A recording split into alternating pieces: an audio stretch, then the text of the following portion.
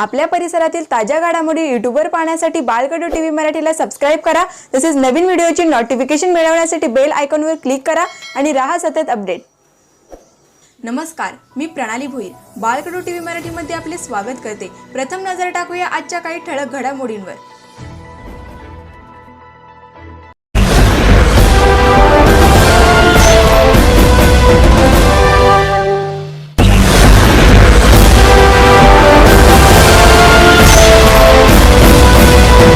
महाराष्ट्राचे मुख्यमंत्री उद्धव ठाकरे कोरोनाच्या पार्श्वभूमीवर राज्यातील जनतेशी फेसबुक लाईव्हद्वारे संवाद साधत आहेत।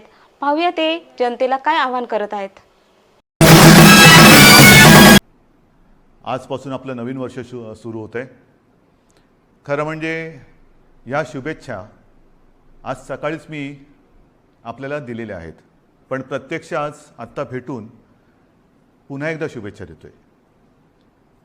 गेल्याही वर्षी आपण गुढीपाडव्याच्या शुभेच्छा दिल्या होत्या आणि त्या सुमारास साधारणतः एक आपण अशी आशा व्यक्त केली होती, एक प्रार्थना केली होती की पुढचा गुढीपाडवा जो आहे म्हणजे आजचा हा कोविड मुक्त वर्षाची सुरुवात करणारा असू दे। मधल्या काळामध्ये तशी परिस्थिती नक्की आपण निर्माण केली होती। त्याचं श्रेय मी आपल्या शासकीय यंत्रणा म्हणजे मग डॉक्टर्स, आरोग्य कर्मचारी, पोलीस वगैरे, महसूल यांच्या बरोबरीने आपल्याला सुद्धा त्याचं श्रेय देतोय। साधारणतः डिसेंबर, जानेवारी, फेब्रुवारीपर्यंत आपण कोविडवरती चांगलं नियंत्रण मिळवलं होतं। मग गेल्या वर्षीचा गुढीपाडवा म्हणजे साधारणतः हाच काळ आणि या वर्षीचा याच्यामध्ये नक्की फरक काय झालेला आहे? फरक खूप झालेला आहे। मधल्या काळात जे आपल्याला वाटत होतं की हे युद्ध आपण जिंकत आलेलो आहोत, त्या युद्धाला पुन्हा एकदा सुरुवात झालेली आहे आणि ही सुरुवात अशी तशी नाही आहे, तर फार भयानक पद्धतीने ही रुग्णवाढ झालेली आहे। भयानक पद्धतीने म्हणजे आजचा जो आकडा आहे रुग्णांचा, तो आजपर्यंतचा सगळ्यात उच्चांक गाठणारा हा आकडा आहे। जवळपास 60,212 एवढे कोविड पॉझिटिव्ह रुग्ण आज आपल्या राज्यामध्ये नोंदवले गेलेले आहेत। 60,212 म्हणजे फार भीतीदायक ही परिस्थिती आहे। त्याच वेळेला मी एक आणखीन गोष्ट आपल्याला सांगू इच्छितो की साधारणतः गेल्या वर्षी जेव्हा कोविडने आपल्या राज्यामध्ये किंबहुना आपल्या देशामध्ये पहिलं पाऊल टाकलं, तेव्हा आरोग्य सुविधा काय होत्या मी वेळोवेळी आपल्याला कल्पना दिलेली आहे। कोविडसाठी चाचणी करणारी जी लॅब आपण म्हणतो ती आपल्या राज्यात 1 किंवा 2च होत्या। आज सर्व मिळून जवळपास 523 चाचणी केंद्र आपल्या राज्यामध्ये आहेत। आता तुम्ही म्हणाल तुम्ही 523 सुरू केलेत, ते केलेलीच आहेत, पण तरी देखील चाचणीसाठी आणि चाचणीचे रिपोर्ट यायला उशीर लागतोय। कारण सरळ आहे की आता त्या वाढवलेल्या सुविधा सुद्धा आपल्याला अपुऱ्या पडायला लागलेल्या आहेत। प्रत्येक गोष्टीची एक क्षमता असते, त्या क्षमतेपेक्षा अधिक भार जर कोणत्याही यंत्रणेवरती पडला किंवा टाकला तर साहजिकच आहे काही काळ हे असं चालत राहील आणि मग काही काळानंतर ती यंत्रणा कोलमडून पडेल। आज आपल्या चाचणी केंद्रांवरती प्रचंड ओझं आलेलं आहे। रोजच्या रोज आपण चाचण्यांची संख्या वाढवतो आहोत। साधारणतः 85,000 करत होतो, ते आता 2.25 लाखापर्यंत गेलेले आहे। अजूनही वाढवतो आहोत। मुंबईमध्ये सुद्धा आपण खूप वाढ केलेली आहे। कोविड केअर सेंटर्स गेल्या वेळेला साधारणतः 2600 होते, 2665, आता 4000च्या आसपास आपण केलेले आहेत। बेडची संख्या वाढवलेली आहे। बेडसुद्धा मी बघतो इकडे की गेल्या वेळेला किती होते, गेल्या वेळेला साधारणतः 3.25 लाख होते, आता 3.5 लाखाच्या वरती गेलेले आहेत। म्हणजे याच्यामध्ये सगळे आले, आयसोलेशन बेड्स आले, व्हेंटिलेटरचे आले, साधारणतः मध्यम लक्षणाचे आले, सगळेच। पण आता या सुविधांवरती भार यायला लागलेला आहे। मधल्या काळात आपल्याला कल्पना आहे की आपण MPSC 10वी आणि 12वी या विद्यार्थ्यांच्या आयुष्याची खेळ व्हायला नको म्हणून ह्या परीक्षा आपण पुढे ढकललेल्या आहेत। या परीक्षा आपण पुढे ढकलू शकलो, कोविडची लाट कमी झाल्यानंतर ते आपण घेऊ शकतो, पण आपली जी परीक्षा सुरू आहे ती परीक्षा मात्र आपण पुढे ढकलू शकत नाही. माझे तर म्हणणे लवकरात लवकर त्याच्यामध्ये आपल्याला उत्तीर्णच व्हावं लागेल, व्हावंच लागेल. आज चहूबाजूने आपल्यावरती दडपण येते, ऑक्सिजनची कमतरता जाणवते. मी मुद्दामून आपल्याला हे सांगतोय याचं कारण की मी गेले काही दिवस समाजातील प्रत्येक घटकाला सोबत घेण्याचा प्रयत्न करतो आहे, त्यांच्याशी चर्चा संवाद करण्याचा प्रयत्न करतो आहे, सगळ्यांचं एकमत करण्याचा प्रयत्न करतो आहे. साहजिकच आहे, मतमतांतरही असणारच, पण ही मतमतांतरं किती काळ आपण चर्चा करत बसायची? चर्चा चर्चा चर्चा, निष्पन्न काहीच नाही. हे आता परवडणारं नाही आहे. कारण हा जो कालावधी आहे, हा जो वेळ आहे, हा एकदा जर का आपल्या हातातून निघून गेला तर मग आपल्या मदतीला कोणी येऊ शकणार नाही. आणि ही सगळी परिस्थिती आता मी जी तुम्हाला सांगतो आहे, साधारणतः आज आपल्या राज्यामध्ये 1200 मेट्रिक टन ऑक्सिजनचं उत्पादन दर दिवशी होतं. 1200 मेट्रिक टन. आजच्या घडीला आपण 100% ऑक्सिजनचा वापर हा पूर्णपणे आरोग्य सुविधांसाठी, म्हणजे ज्यांना कोविडमध्ये ऑक्सिजनची आवश्यकता आहे, प्राणवायू, त्यांच्यासाठी वापरतो 100%. आणि हा वापर जर 1200 मेट्रिक टन आपला रोजचा उत्पादनाचा आकडा मी आपल्याला सांगितला, तर साधारणतः आजच आपण 950 ते 1000 टन प्रतिदिन एवढा ऑक्सिजन कोविड रुग्णांसाठी वापरतो आहोत. म्हणजे किती आपण काठोकाठ आलो ते बघा. बेड्स मिळत नाही आहेत, ऑक्सिजन आत्ता अपुरा पडायला लागलेला आहे. रेमडेसिवीर औषधांची प्रचंड मागणी वाढलेली आहे. रेमडेसिवीरचं सुद्धा मधल्या काळामध्ये मागणी एकदम खाली गेली आणि ती खाली गेल्यानंतर कंपन्यांनी उत्पादन जवळपास कमी केलं किंवा ना थांबवलं. अचानक मागणी वाढली आणि मागणी वाढल्यानंतर हे औषध पुन्हा तयार करायला साधारणतः त्याला, हे त्यांच्या शब्दात जे मला थोडंफार कळतं आहे, समजतं ते मी तुम्हाला सांगतोय, की ते औषध मॅच्युअर व्हायला 2 ते 3 आठवडे लागतात. आता तेवढा कालावधी त्याला द्यावा लागतो. आता हळूहळू हा पुरवठा आपल्याकडे सुरू झालेला आहे. आपण ही औषधं कुठेही कमी पडू देणार नाही. जिथून मिळतील तिथून आपण घेतो आहोत. ऑक्सिजनसुद्धा मी मुद्दामून आपल्याला हा नकाशा आपल्यासमोर दाखवतो आहे. केंद्राकडे आपण विनंती केलेली आहे. एक 4-5 दिवसापूर्वी माननीय पंतप्रधानांसमवेत जी व्हिडिओ कॉन्फरन्स झाली, त्या व्हिडिओ कॉन्फरन्समध्ये सुद्धा ही परिस्थिती मी त्यांना सांगितली. साहजिकच आहे, पंतप्रधान आहेत, त्याच्यामुळे मी काही वेगळं सांगण्याची आवश्यकता नाही. रोजच्या रोज त्यांच्याकडे हा अहवाल जातो आहे. रुग्णसंख्या किती आहे, एकही रुग्णसंख्या किंवा मृत्यू आपण लपवत नाही आहोत, हे तर तुम्हाला पहिल्यापासून माहिती आहे. पारदर्शकपणाने सगळ्या गोष्टीला तोंड देतो आहोत, धाडसाने तोंड देतो आहोत, हे महत्त्वाचं आहे. काही लपवत नाही आहे.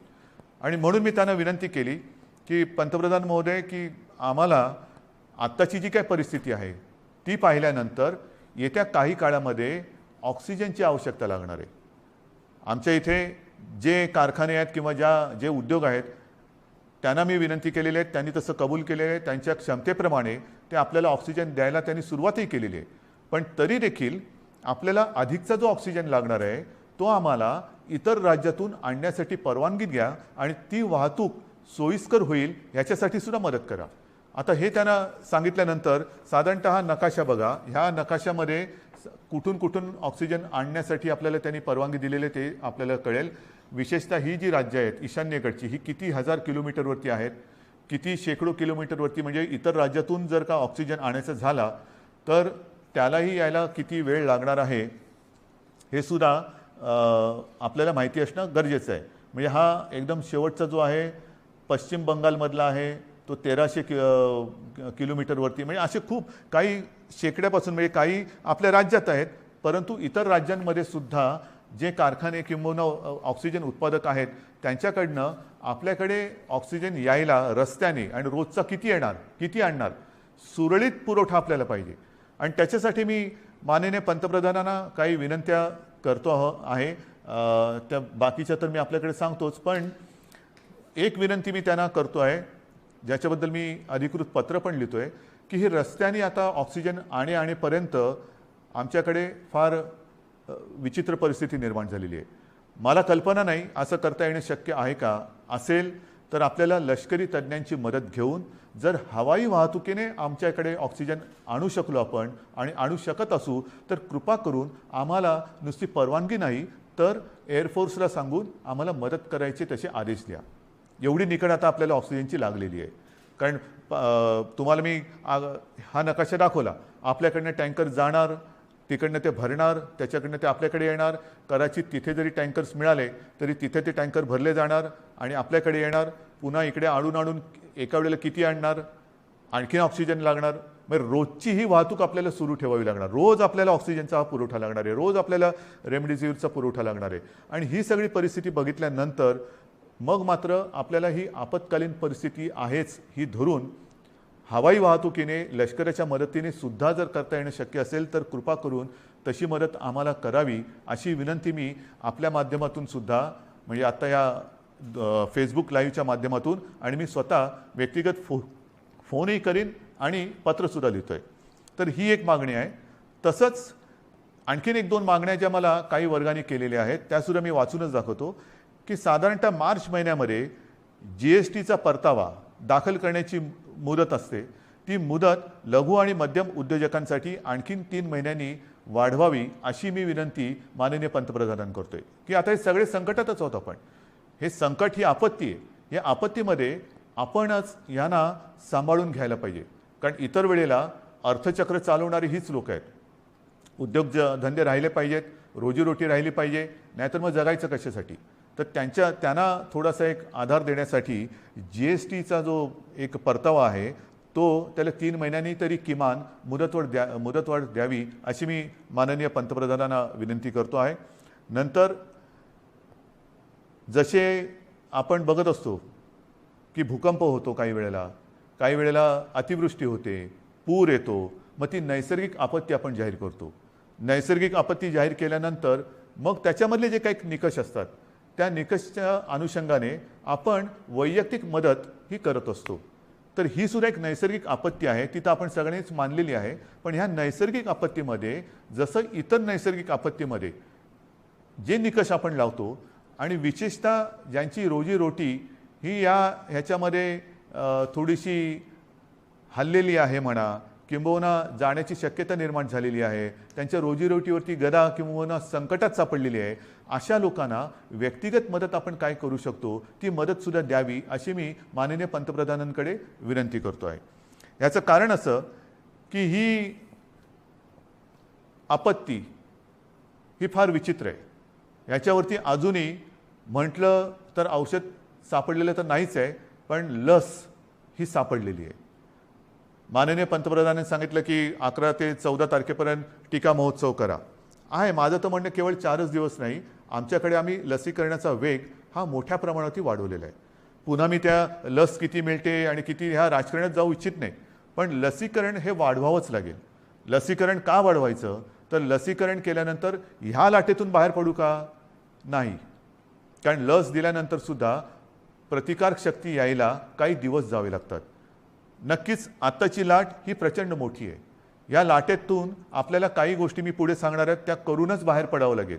परंतु लसीकरण एवढ्यासाठी की लसीकरण केल्यानंतर तिसरी लाट, कारण जगामध्ये आता तिसरी लाट, चौथी लाट, 5वी लाट ह्या अशा लाटामागून लाटा ह्या येत आहेत, हा अनुभव आहे. जसं ब्रिटननी काय केलं, 2.5 ते 3 महिने अत्यंत कडक निर्बंध लावले, लॉकडाऊन केला. पण दरम्यानच्या काळामध्ये त्यांनी संपूर्ण जनतेला, जवळपास काही टक्के जनता त्यांनी आता कव्हर केली, 50%हून जास्त झाली असेल जनतेला, त्यांनी वॅक्सिनेशनच्या माध्यमातून एक सुरक्षित केलं. लसीचा पहिला डोस देऊन टाकला आणि तो दिल्यानंतर आत्ताचं तिथलं जे चित्र आहे, हॉस्पिटलायझेशन बरंचसं कमी झालेलं आहे, मृत्यूदर हा घटलेला आहे. मग त्याच दिशेने, त्याच मार्गाने आपल्याला देखील जावं लागेल. आपल्याला येत्या काही काळात भरपूर प्रमाणामध्ये लसीकरण वाढवावं लागेल की जेणेकरून पुढची लाट आपण कदाचित थोपवू नाही शकणार, पण तिचा वेग हा मंदावू शकू. म्हणजे पहिली लाट आता जर का बघितलं आपण पाठीवळून बघताना, तर ह्या लाटेच्या तुलनेत ती लाट काहीच नव्हती. एवढी प्रचंड मोठी ही लाट आहे. अजूनही आपण पीकच्या जवळ गेलो आहोत की नाही कळायला मार्ग नाही आहे.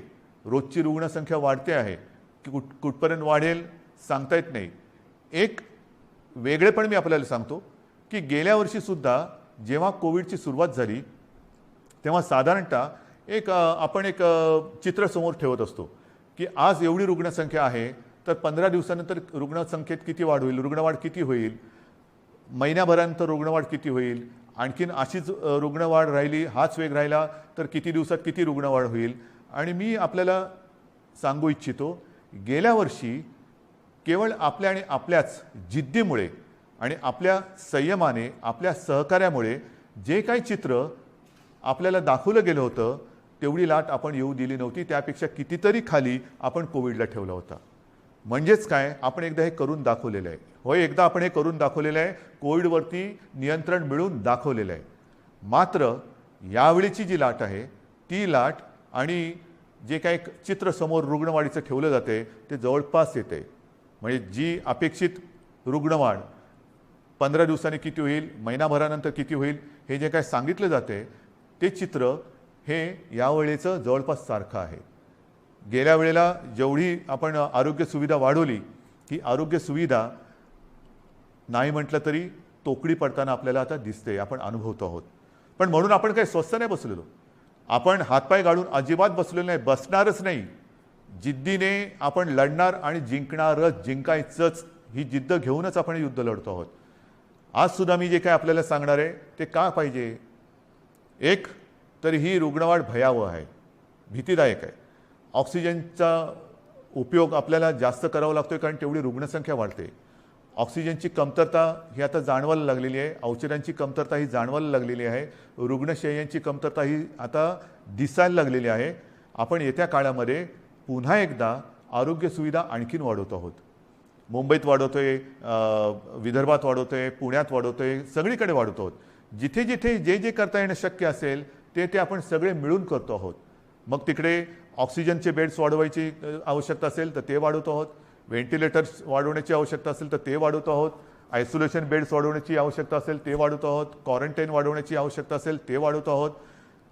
पण हे एकतर्फी झालं. एकतर्फी म्हणजे असं की त्याला अजून दोन गोष्टी आहेत.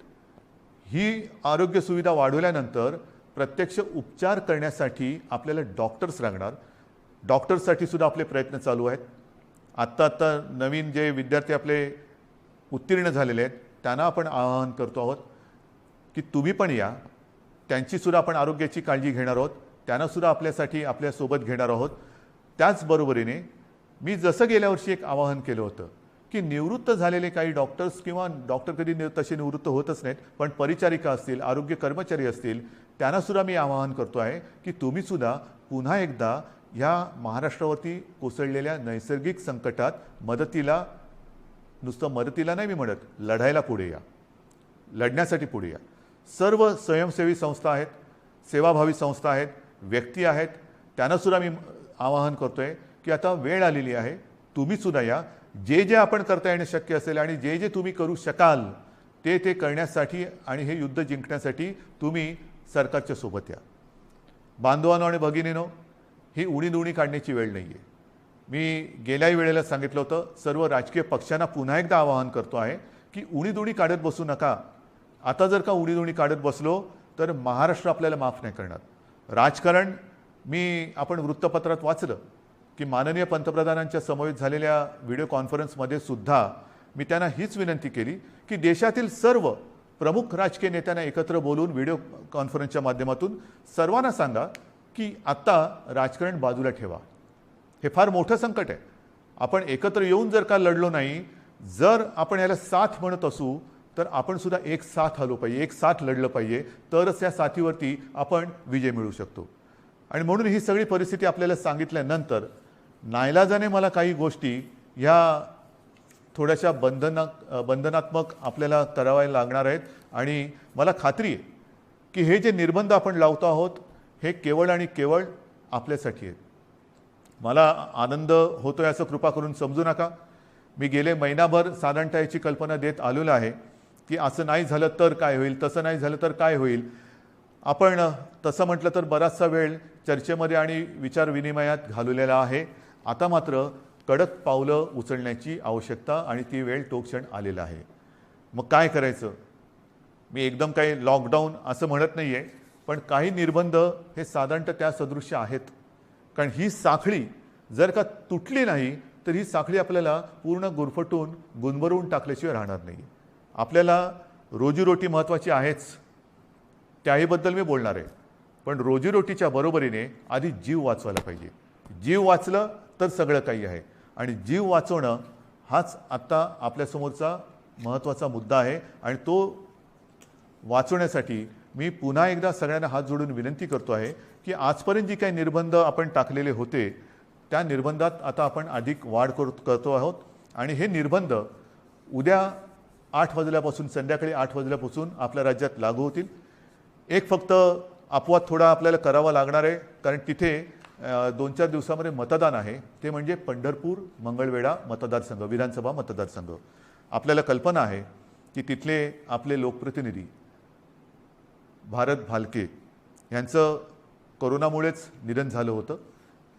दुर्दैवाने ते आपल्यातून गेले आणि त्यांची जी जागा आहे त्या मतदारसंघात येत्या 2-5 दिवसामध्ये मतदान आहे. मतदान झाल्यानंतर मात्र तिकडे सुद्धा हे निर्बंध अत्यंत कडकपणाने लागू होतील. म्हणून मी थोडंसं माझ्या आणि आपल्या सगळ्यांच्या मनाविरुद्ध असलं तरी ह्या काही गोष्टी आपल्याला सांगतो आहे. मला खात्री आहे की आजपर्यंत जसं सहकार्य आपण मला केलं, ज्या ज्या गोष्टी मी आपल्याला सांगितल्या त्या गोष्टी आपण पाळल्या, तसंच सहकार्य येत्या काही दिवसासाठी आपण मला कराल आणि तसं करावं अशी मी पहिल्याप्रथम आपल्याला विनंती करतो आहे. काही निर्बंध मी आपल्याला वाचून दाखवतो आहे आणि बाकीचे सर्व निर्बंध जे आहेत, सगळे नियम आहेत, ते लवकरात लवकर हे प्रसिद्धी माध्यमाच्या माध्यमातून आणि आपल्या जी काही साईट आहे त्याच्यावरती अपलोड केले जातील की जेणेकरून सर्वांना अत्यंत स्पष्ट शब्दात त्याची कल्पना येईल. जे निर्बंध आहेत ते असे आहेत की उद्या संध्याकाळपासून आपण ब्रेक द चेन म्हणजे ही शृंखला तोडायची, आपल्याला तोडावीच लागेल. आणि ती तोडण्यासाठी आपण राज्यात 144 कलम लागू करतो आहोत. म्हणजेच आजपर्यंत ही दिवसा जमावबंदी आणि रात्री संचारबंदी असं होतं, कधी रात्री जमावबंदी करत होतो. आता मात्र आपल्याला पुढचे किमान 15 दिवस राज्यामध्ये संचारबंदी लागू करावी लागत आहे. अनावश्यक येणं जाणं हे आपल्याला आता पूर्ण बंद, मी टाळणं म्हणत होतो, आता ते पूर्ण बंद करावं लागणार आहे. कोणत्याही व्यक्तीला अतिआवश्यक काम किंवा योग्य कारण नसेल तर घराबाहेर आपण आता पडू द्यायचं नाही आहे. मी तर विनंती करतो आहे की हे मी नियम सांगतो आहे, पण मला आपल्याकडनं उलटं पाहिजे की जसं एक शब्द आहे जनता कर्फ्यू, जनता ठरवते की नाही आम्हीच आता हे करणार किंवा हे करणार नाही, तसं तुम्ही ठरवायचं आहे की नाही ना आता तसं अनावश्यक काही काम आणि आहे ना बाहेर संकट, तर मग मीच कारण नसताना घराबाहेर पडणार नाही.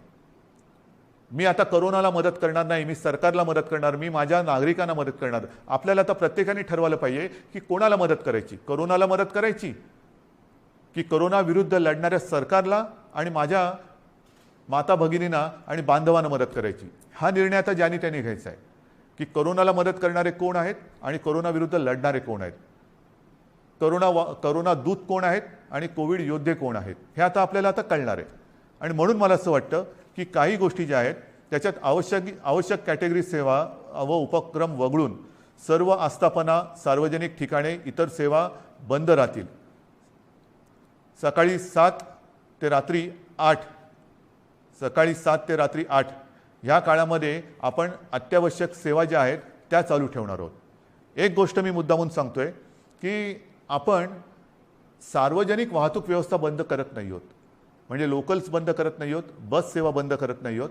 मात्र त्या केवळ आणि केवळ अतिआवश्यक कामासाठीच वापरल्या जातील. आणि त्यातून त्या चालू का ठेवतोय तर जीवनावश्यक सेवा सुविधा देणारा जो कर्मचारी वर्ग आहे त्याचं येणं जाणं, कारण त्या जर का बंद पडल्या म्हणजे पाणी आहे, आपले सफाई कामगार आहेत, त्यांना कुठेही तसं आपण सांगू शकत नाही वर्क फ्रॉम होम, घरी राहा आणि शहर स्वच्छ करा, घरी राहा आणि शहराचा पाणी पुरवठा सुरळीत ठेवा.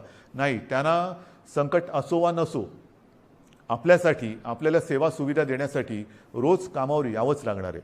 आणि म्हणून त्यांची ये जा ही सुलभतेने व्हावी म्हणून आपण पब्लिक ट्रान्सपोर्ट हे चालू ठेवतो आहोत. आणि त्याच्यामध्ये सुद्धा आवश्यक कॅटेगरी कोणती धरलेली आपण, साहजिकच आहे, रुग्णालय आहेत, दवाखाने आहेत, वैद्यकीय, विमा, औषधी कंपन्या, औषधी दुकाने, वैद्यकीय सेवा देणारे काही डीलर्स आहेत, वाहतूक सप्लाय चेन आहे, लस उत्पादक व वाहतूक करणारे, कारण लस उत्पादक त्यांच्यासाठी वायल्स लागतात, त्यांचे कारखाने उघडे राहतील, त्यांची वाहतूक ये जा करणारे वाहनं आहेत ती चालू राहणार आहेत. मास्क, जंतुनाशक उत्पादक, वितरक, वैद्यकीय कच्चा माल सगळे. त्याचप्रमाणे जनावरांशी जे संबंधित आहेत म्हणजे आपले कृषीची जनावरं आली, शहरामध्ये आपले ज्याला आपण पाळीव प्राणी म्हणतो त्यांच्या संबंधितली दुकानं, त्यांची दवाखाने हे उघडे राहतील. शीतगृहे, वेअरहाऊसिंग, हवाई वाहतूक, रेल्वे, बस, ऑटो, विविध देशांची राजनैतिक कार्यालय. नंतर तोंडावरती पुन्हा पावसाळा आलेला आहे. एप्रिल तर अर्धा गेला, येत्या 1.5 महिन्यामध्ये पाऊस येणार. पावसाळ्याची जी काही कामं आहेत ती पावसाळीपूर्वच करावी लागतात. तर ती पावसाळ्यासाठीची पावसाळीपूर्वीची जी कामं आहेत ती सगळी चालू राहतील. त्याच्यानंतर बँक्स, रिझर्व्ह बँक इंडिया आणि त्यांच्याशी संबंधित सगळे, सेबीने मान्यता दिलेली कार्यालये, दूरसंचार सेवा व त्यांच्याशी संबंधित देखभाल व दुरुस्ती करणारे, ह्या सगळ्या गोष्टी, ई कॉमर्स असेल, ह्या सगळ्या आहेत.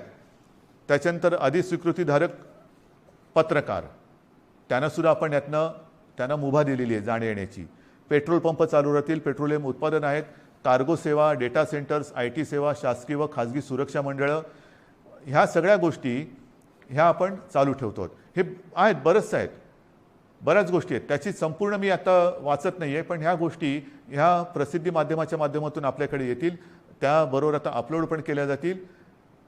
तेवढ्या आणि तेवढ्याच चालू राहतील. बाकीची कृपा करून मी आपल्याला विनंती करतो आहे की ह्या सेवा किंवा इतर काही आपली वाहतूक आहे ती बंद राहणार आहे. बांधकामामध्ये सुद्धा आणि इतर जे काही उद्योग आहेत त्यांनासुद्धा मी सांगतो आहे की तुम्हीसुद्धा जिथे जिथे तुमच्या साईट्स आहेत, एक तर त्या साईटवरती तुमच्याकडे सुविधा असेल तर तुमच्या कर्मचाऱ्यांची सोय तिथल्या तिथे करा. त्यांना उगाचच तिथून त्यांच्या घरी, त्यांच्या घरातून तिथे म्हणजे कोविडची ये जा जशी व्हावी तशी त्यांची ये जा होऊ देऊ नका. त्यांच्या माध्यमातून कुठे कोविड पसरू देऊ नका. त्यांच्या आरोग्याची खबरदारी घ्या. जर का करायची तुमच्या कॅम्पसमध्ये सुविधा नसेल, पण काही उद्योग असे आहेत की त्यांनी त्यांच्या कर्मचाऱ्यांची एक वसाहतच वसवलेली आहे. ठीक आहे, तो कारखान्यात येईल, तिथून त्याच्या वसाहतीत जाईल, तिथून पुन्हा इकडे. एवढ्यापुरतं वाहतुकीची व्यवस्था तुम्ही करू शकत असाल तर तुमचा उद्योग चालू ठेवायला काही हरकत नाही आहे. आपल्याला अनावश्यक सगळ्या गोष्टी, सगळी ये जा ही थांबवायची आहे. म्हणून कृपा करून अनावश्यक गोष्टी ज्या आहेत त्या टाळायला पाहिजे. आता हॉटेल्स, रेस्टॉरंट यांनासुद्धा आपण त्यांच्यावरती पूर्वीप्रमाणेच निर्बंध असतील आणि टेक अवे व होम डिलिव्हरी एवढंच करता येईल. कर्मचाऱ्यांना लसीकरण आता हे बंधनकारक आहे. रस्त्यावरच्या खाद्य विक्रेत्यांना सुद्धा त्यांना आपण का परवानगी देतोय की अनेक गोरगरीब असे आहेत की ज्यांच्याकडे एकेका खोलीत ते 5-5, 7-7, 8-8 लोक राहतात. एका खोलीत एवढे लोक राहतात, त्यांच्याकडे स्वयंपाकघराची सोय नाही. मग बाहेर त्यांना खावं लागतं आणि मग ते खाणार कुठे? जर रेस्टॉरंट्स आणि इतर ज्या काही गोष्टी आहेत त्यांना आपण टेक अवे घरी पार्सल नेण्यासाठी परवानगी देत असू, तर रस्त्यावरच्या खाद्य विक्रेत्यांना सुद्धा सकाळी 7 ते रात्री 8 ह्या वेळेमध्ये तिथल्या तिथे नाही, त्यांनी सुद्धा ते पॅक करून जो कोणी गोरगरीब येईल त्याला ते देण्याची व्यवस्था करावी. आपल्याला गर्दी टाळायची आणि अनावश्यक वाहतूक तर नाहीच पाहिजे. ह्याच्यामध्ये आवश्यक सेवेसाठी लागणारे उत्पादन करणारे उद्योग हे पूर्ण क्षमतेने चालू ठेवण्यात येतील आणि या उत्पादनांची निर्यात करणारे उद्योगसुद्धा चालू ठेवण्यात येतील. आपल्याला ह्या सगळ्या गोष्टींची मी कल्पना देतो आहे. आता हे झाल्यानंतर काही गोष्टी अशा आहेत की बाबा हे सगळं तुम्ही निर्बंध सांगितले, मग आमच्यासाठी तुम्ही काय करणार? रोजीरोटीचं काय? मी मगाशी आपल्याशी बोलताना बोललो की माननीय पंतप्रधानांना आपण सांगतो की नैसर्गिक आपत्तीत व्यक्तिगत लाभ जसे आपण देऊ शकतो त्या अनुषंगाने काही लाभ ह्या नैसर्गिक आपत्तीत द्यावे अशी माझी विनंती आहे. मात्र राज्य सरकार म्हणून अन्न सुरक्षा जी आपली योजना आहे त्या योजनेअंतर्गत जे सगळे लाभार्थी आहेत, ह्या लाभार्थ्यांना प्रति व्यक्ती 3 किलो गहू आणि 2 किलो तांदूळ याप्रमाणे 1 महिना आपण आता मोफत धान्य देणार आहोत पुढच्या 1 महिन्यासाठी. म्हणजे कुठेही आपण त्यांची कदाचित रोजी ही मंदावली असेल पण रोटी थांबू देत नाही आहोत. त्यांच्यासाठी अन्नधान्याची व्यवस्था आपण करतो आहोत आणि याच्यामध्ये नोंद केलेले जे आपल्याकडे लाभार्थी आहेत त्यांची संख्या साधारणतः 7 कोटी आहेत. म्हणजे 7 कोटी जे आपले नागरिक आहेत ह्या वर्गात मोडणारे, त्यांना आपण पुढच्या महिन्यामध्ये म्हणजे आजपासून जेव्हापासून ही बंधन उद्यापासून सुरू होतील 1 महिना प्रत्येकी 3 किलो गहू आणि 2 किलो तांदूळ याप्रमाणे 1 महिना मोफत आपण धान्य देणार आहोत. तसंच आपल्याला सर्वांना कल्पना आहे, सरकार आल्यानंतर आपण 10 रुपयात शिवभोजन थाळी ही गोरगरिबांसाठी सुरू करण्याची योजना जाहीर केली. ती जाहीर केली, योजना सुरू झाली आणि कोविड आला. मग काय करायचं? तर ही योजना कोविड आल्यानंतर आपण 10 रुपयाची जी एक शिवभोजन थाळी होती ती 5 रुपयावरती आणली आणि साधारणतः मी तोही आकडा सांगितलेला आहे. आतापर्यंत काही कोटी लोकांनी ह्या थाळीचा लाभ घेतलेला आहे. आता आपण ही शिवभोजन योजना जी आहे, ही जी थाळी आहे ती 10 रुपयाची थाळी आपण 5 रुपयात केली होती. आता पुढचा 1 महिना शिवभोजन आपण मोफत देणार आहोत. 2 लाख थाळ्या जवळपास आपण रोज देतो. ह्या 2 लाख थाळ्या म्हणजे हे शिवभोजन आपण हे मोफत देणार आहोत गोरगरिबांसाठी. म्हणजे सांगतात ना की तुम्ही लॉकडाऊन करताय पण रोजीरोटीचं काय? तर रोजी थोडीशी मंदावणार आहे. मी पुन्हा एकदा सांगतो, मला कल्पना आहे, पण रोटी कुठे आपण थांबू देत नाही. ही संपूर्ण व्यवस्था, हा सगळा जो काय मी भार नाही म्हणत, हे कर्तव्य जे आहे ते कर्तव्य आपलं सरकार हे समर्थपणाने सांभाळणारच. भार हा पडणार सरकारवरती, जसा तुमच्यावरती पडतोय तसा सरकारवरती पडतोय, पण सरकार हा आपल्या सगळ्यांच्या आशीर्वादाने भार सोसणार आणि सोसायला ते समर्थ आहे. त्याचप्रमाणे आणखीन काही योजना आहेत. मी आता हे वाचतो. संजय गांधी निराधार योजना श्रावणबाळ आणि केंद्र पुरस्कृत इंदिरा गांधी राष्ट्रीय वृद्धापकाळ निवृत्ती वेतन योजना, इंदिरा गांधी राष्ट्रीय विधवा निवृत्ती वेतन, इंदिरा गांधी राष्ट्रीय दिव्यांग निवृत्ती वेतन योजना, या 5 योजनेतील लाभार्थ्यांना 2 महिन्यांकरता प्रत्येकी 1000 रुपये आर्थिक सहाय्य आपण आगाऊ देतो आहोत. म्हणजे आधी देतो आहोत, नंतर नाही, आत्ता आधी देतो आहोत. आणि ह्याचे साधारणतः लाभार्थी हे किमान 35 लाख आहेत. म्हणजे वरती मी जसं सांगितलं तुम्हाला की दारिद्र्य रेषेखालील कुटुंब आहेत, काही निराधार महिला आहेत, वयोवृद्ध आहेत, दिव्यांग आहेत, असंघटित क्षेत्रातील नागरिक आहेत, कामगार आहेत, रिक्षाचालक आहेत, आदिवासी समाज, यांच्यासाठी आपण 3 किलो गहू आणि 2 किलो तांदूळ ही योजना जाहीर केली. शिवभोजन आपण पुढचा महिनाभर मोफत देतो आहे. त्याच्यानंतर आता ह्या योजना त्याच्यात जो 1000 रुपयांचा जो देणं असतं आपण ते आगाऊ देतो आहोत आणि त्याच्यात 35 लाख लोक आपण त्यांना एक नाही म्हटलं तरी आधार देतो आहोत. नंतर महाराष्ट्र इमारत व इमारत कामगार कल्याणकारी जे मंडळ आहे त्या मंडळामध्ये राज्यातील नोंदणीकृत बांधकाम कामगार जे आहेत त्यांना 1500 रुपये हे 1500 रुपये आपण अर्थसहाय्य देतोय प्रत्येकी. म्हणजे त्याच्यामध्ये साधारणतः 12 लाख पुन्हा लाभार्थी आहेत जे आपल्याकडे नोंदणीकृत आहेत. हे 1500 रुपये आपण त्या बांधकाम वर्गातील कामगारांना देतो आहे. घरेलू कामगार, आता हा एक वेगळा आपण हे करतोय. घरेलू कामगार जे नोंदणीकृत घरेलू कामगार आहेत त्यांच्यासाठी सुद्धा आपण एक निधी देतो आहोत. म्हणजे हा सुद्धा एक मोठा वर्ग आहे तसा जो नोंदणीकृत आहे त्यांना आपण हा निधी देतो आहोत. त्याच्यानंतर आता पुन्हा तळहातावरती पोट हे ज्यांचं आहे तोच हा वर्ग आहे. त्याच्यामध्ये आणखीन थोडा वर्ग बाकी आहे, तो म्हणजे अधिकृत फेरीवाले. अधिकृत फेरीवाले आहेत. या फेरीवाल्यांसुद्धा आपण एका वेळचे 1500 रुपये प्रत्येकी देतो आहोत. फेरीवाल्यांसाठी जे अधिकृत नोंदणीकृत आहेत फेरीवाले त्यांना देतो आहोत. आणि हे जे देणं आहे हे या फेरीवाल्यांची स्वनिधी योजनेत बँकांकडे नोंदणी असल्यामुळे बँकांमार्फत हे त्यांच्या बँकेत हा जो काही निधी आहे तो त्यांना हस्तांतरण दिलं. ह्याच्यामध्ये जवळपास 5 लाख लाभार्थी आहेत. तसंच आपले रिक्षाचालक आहेत. कारण सगळंच बंद केल्यानंतर रिक्षाचालकांनी काय करायचं, तर ह्याच्यामध्ये सुद्धा जे परवानाधारक रिक्षाचालक आहेत त्या रिक्षाचालकांना सुद्धा एका वेळेचं आपण 1500 रुपये हे देतो आहोत. आता याच्यामध्ये सुद्धा साधारणतः 12 लाख लाभार्थी आहेत. म्हणजे तुम्ही बघत जा, 7 कोटी 35 लाख 12 लाख 5 लाख 15 लाख आपण जे जे करता येणं शक्य असेल ते करतो आहोत. माझ्या आदिवासी समाजासाठी सुद्धा खावटी योजनेचा लाभ घेत असलेल्या आदिवासी कुटुंबांना प्रति कुटुंब आपण एका वेळेचं 2000 रुपये हे आर्थिक सहाय्य देतो आहे. ह्याच्यामध्ये सुद्धा आता लाभार्थी 12 लाख आहेत. म्हणजे आपण जेवढं करता येणं शक्य असेल तेवढं करतो आहोत. हे आत्ताच्या घडीला हे आपण जे पटकन करता येणं शक्य आहे ते करतो आहोत. त्याच्यानंतर आता ह्या टाळेबंदी हा शब्द वापरायचा न वापरायचा पण ही जे काही निर्बंध आहेत त्या काळामध्ये आपल्याला कोविडवरची उपाययोजना जी आहे त्याच्यामध्ये इतर काही सुविधा वाढवायच्या आहेत. त्याच्यानंतर औषधं खरेदी आली, व्हेंटिलेटर्स खरेदी करणं आलं, सुविधा आली, सुविधांची उभारणी आली. त्याच्यासाठी काही पैसे लागतात. तर त्याच्यासाठी आपल्या जिल्हाधिकारी त्यांना काही पैसे आपल्याला त्यांच्याकडे देऊन ठेवावे लागतात की तुम्हाला आवश्यकतेनुसार, कारण पटकन आता रुग्ण आला आणि काही गरज लागली तर विचारत बसायचं नाही, जे जे करता येणं आवश्यक आहे ते तिकडे करायचं. आणि त्यांच्यासाठी सुद्धा आपण साधारणतः 3,300 कोटी फक्त आणि फक्त कोविडसाठी म्हणून बाजूला काढून ठेवतो. म्हणजेच काय की आपण हा सगळा जर का एक आढावा घेतला तर ढोबळमानाने हे सगळं आपण करण्यासाठी जवळपास 5,400 कोटी रुपये आपण हे विविध ज्याला आधार देतो म्हणतो, तुम्ही नुसती मदत नाही पण एक आधार देण्यासाठी आणि कोविड वाढू नये, वाढलाच तर औषधोपचारासाठी, सुविधांसाठी म्हणून आपण एवढा एक निधी बाजूला काढून ठेवतो आहे. आणि म्हणून मला असं वाटतं बांधवांनो आणि भगिनींनो, मी सगळी परिस्थिती आहे ही आपल्यासमोर ठेवलेली आहे. ऑक्सिजनची सुद्धा परिस्थिती आपल्याला सांगितलेली आहे, बिकट आहे. पुन्हा एकदा सांगतो, साधारणतः आपल्या राज्याची क्षमता ही 1200 मेट्रिक टन प्रतिदिनी उत्पादनाची आहे.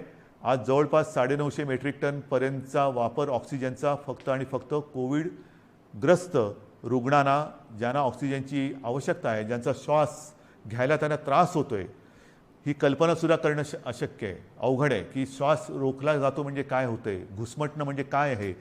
त्यांचा श्वास मोकळा होण्यासाठी, त्यांचा श्वासोच्छ्वास परत नैसर्गिक होण्यासाठी म्हणून हा आपण ऑक्सिजन वापरतो आहोत. पण ह्याच संख्येने जर रुग्णवाढ होत राहिली तर हाताशी राहिलेला ऑक्सिजन हा येत्या काही दिवसात संपल्याशिवाय राहणार नाही. आजसुद्धा रोजची आपली रेमडेसिवीरची जी गरज आहे, किती वापर होतो आहे, सगळीकडनं मागणी होते, रेमडेसिवीर पाहिजे. आपल्याला कल्पना आहे आपल्या राज्यात आजच्या दिवशी साधारणतः किती रेमडेसिवीर इंजेक्शन वापरले जातात?